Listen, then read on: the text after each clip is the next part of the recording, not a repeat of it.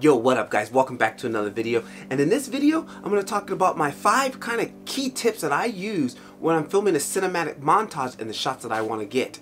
Stay tuned.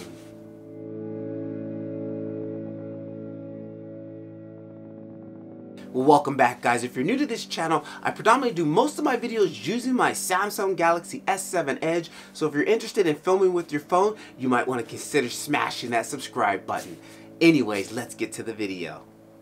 Well, anyways, guys, I was trolling around on the internet, on YouTube the other night, and I came across a channel called Wolfcrow.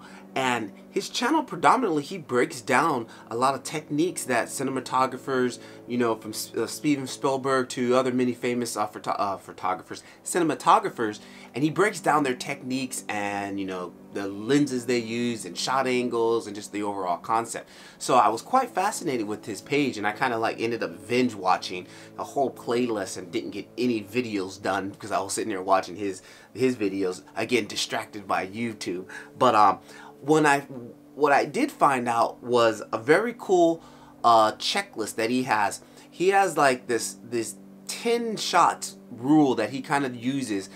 He came from a documentary, a filmmaking in documentaries. So, you know, when you're doing docs, there is, you know, everything is not set up for you. You gotta have to kind of go with the flow and grab your shots here and there. But anyways, he gave some good tips, and I took 5 of these tips. And in this last montage that I did at the Japanese temple for the festival, I kind of used 5 of those tips that he had, shot tips that you should try to get as far as coverage, and I applied them to my montage. So I was pretty happy with the results that I got, you know, and it made me look at the whole event in a different way. Unlike most of the time when I go film somewhere, I just take it out and just start filming and just not really thinking about the type of shots I'm getting. I do know one shot I'm always trying to get is a wide shot, a very big wide shot to establish my location. And then after that, it's pretty much I'm just running gun, just filming, you know, not even really thinking about my shots. But anyways, he has a shot list here, which I've written down some of this. He originally got this shot list from the BBC System 1, which is 5 types of shots to cover a situation or a scene. So I guess a lot of the people or journalism cameramen who are trying to learn how to do camera for journalism, these were their 5 key shots that they would try to cover. So shot number 1, which is a close-up. Now I'm pretty much using a close-up now. Sorry, I'm looking up at the monitor. I'm using a close-up now. This is pretty much a close-up. It's almost, you know, almost head to shoulder. That would mean that's pretty much a close-up. If I was to back out and it was a zoom out and you get my waist, that would be more of a upper body shot, basically from my waist to my head. But we're in a close-up right now, and it could get a little closer, but it's gonna get out of focus. This is really close. But anyways, the second shot that I was trying to get, which in this situation really wasn't needed, was an over-the-shoulder shot. Now, there are some moments in the video where my subject were the 3 guys in the middle, you know, in front of the fire.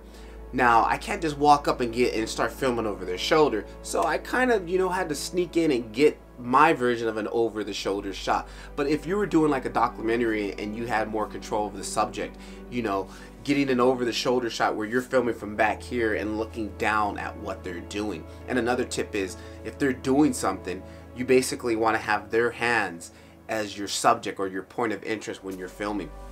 So I tried that a couple times that I could get the when I could get the shot, or when it was appropriate, I tried to use that. Number 3 was focus on the attention. Now this one was a big one for me because you know, a lot of times when I watch, you know, some of the videos that people send, you know, in the community, I kind of wonder sometimes, like, what am I supposed to be watching, or what am I looking at? What is the subject of this shot? You know, what's the main focus of this shot? And I think we all can learn from this, and this is something I'm learning right now, that when you point your camera at your phone or your camera at something, what are you trying to have the viewer focus on? You know, what's the subject of this shot? So that's something that I need to work on more, and this really brought it out to me when I saw this was being rule number 3. In the video, I tried to make sure that, you know, as I'm filming, I was trying to think, okay, what's my main focus of the shot? What do I want the audience to focus on? So that kind of you know, made me look at things in a different way. As far as when I started to hit record, I'm like, okay, what are they supposed to look at? Record. I want them to look at his hands as he's going to go light this fire, or, you know, my perspective as walking behind this guy's head, and his head is the focus, you know. So kind of think about that next time you hit the record button. What is your main focal point? What do you want us to focus on, or as far as focus on the action? Number 4 was the wide shot. I use wide shots all the time, and I do know that especially when you're going to, like, you're presenting a video for the first time, and a lot of times in movies, your first shot, the establishing shot or a wide shot, basically tells the viewer where you're at, what are we watching, you know, what's the whole point of this video. And you can see a lot of times I do open up in my videos with me giving a quick, you know, talk about what I'm doing and where I'm at, and then after that immediately I'll go to a wide shot, or I'll go to some type of shot with, it might not be the first, it may be the second or the third, but it's a wide shot showing basically where I'm at. So that's something that you really want to get into, and something that I need to practice more too. Number 5 was another perspective.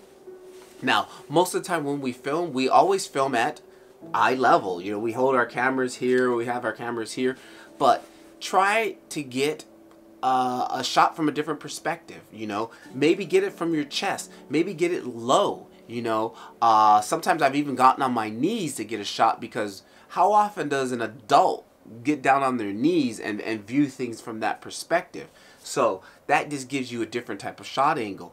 Getting really low down to the street. You know, I actually, this piece of equipment back here I'm using, it's a new piece of equipment I'm going to be reviewing here. I just got it a couple days ago. It's basically grip gears. It's a micro dolly, and you can use it to do time lapse. I can put my phone on there and stuff. So I basically had sat down and I was thinking, what could I do different than I normally do? I was sitting down, I literally put it in between my feet and did a quick time lapse of it going forward and back. That was like, you know, a perspective I've never really thought about until I was sitting there, and I'm like, now I really want to use that shot. I mean, I've taken a couple of other photos from that low level, but I've never really shot video from like almost at your tennis shoe level. You know, it's a different perspective to see the world from downward from your shoes, you know, looking up. So keep that in mind of trying to get different, you know, get creative, get different shot angles that you normally don't see, you know. So that's something to think about. But, you know, this is something really cool you might want to look into. I'm going to put his link in the description too for you guys to check out his YouTube page, because it's awesome and I'm learning a lot from him. You know, recently I haven't been posting as much as I used to be. One, I'm trying to spend more time with my daughter and things like that. Family priority, you know, I do love YouTube, but family's number 1. And 2, again, I've been still trying to study. Like, I'm new to this, guys. I've only been doing this for, you know, almost a half a year. So, you know, as I learn, I want to teach you guys. So, enough of my jibba jabba. It's probably been like a long jibba jabba video. But some good things coming here shortly, guys. I'm going to get back onto the mobile filmmaking photos. I have a couple of apps that I've been using that I want to share with you guys that I think that are really cool and you guys should check out. So, blah, blah, blah, blah. So enough of my jibba jabba. I'll catch you guys in the next video. This is Patrick LeVar. Take out those phones or cameras and keep filming. I'll see you next time. Peace.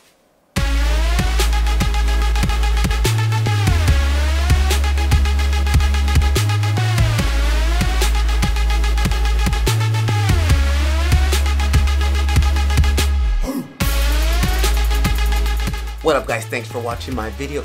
If you enjoyed my video, make sure to hit that like button. And if you're not subscribed, please smash that subscribe button.